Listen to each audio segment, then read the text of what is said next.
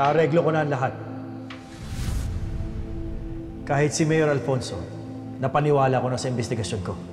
Alam mo, Chief, hindi ako nagkamali ng pagpili sa'yo eh. Alam mo, bayani ka ngayon sa sambayanan. Alam mo ba yun? Dahil sa pagkakasolbo sa Palanga Massacre. Nahuli na namin ang mga suspect na pumatay sa pamilya mo.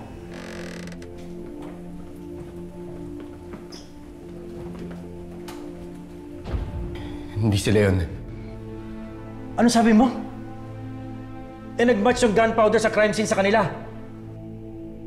Isa pa, umami na sila. Nag-match yung statement nila sa mga ebidensya. Alam ko dahil nandun ako. Sinungaling kayo, Tay. Pinagtakpan mo ba ang mga totoong kriminal sa likod ng Palangka Massacre? Kasabot ako! Pinagtakpan ko ang mga taong pumatay sa pamilya ni Elias! Kapalit nun, natupad ang pangarap ko! Ang pangarap ko! Kinuha ko to. Hindi na kasi ako makapag-antay sa kasal ni Joanne eh. Susi ng bahay. Paeng.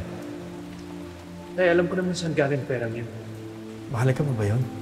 Maayos naman ang buhay natin ha. Matutupad yun naman ang pangarap niya ni Joanne.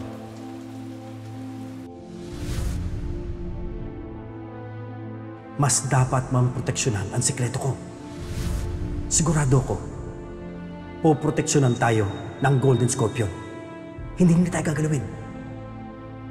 Pati pamilya ni Joanne, sigurado ko, makikinabang. Ang Golden Scorpion may kasalanan dito. Nadamay tuloy si Joanne. Ito bang sinasabi mo protection sa sindikato, Tay? Ha? Kilala ko rin po kung sino ang protector nila. Si General Policarpio, ang aking ama.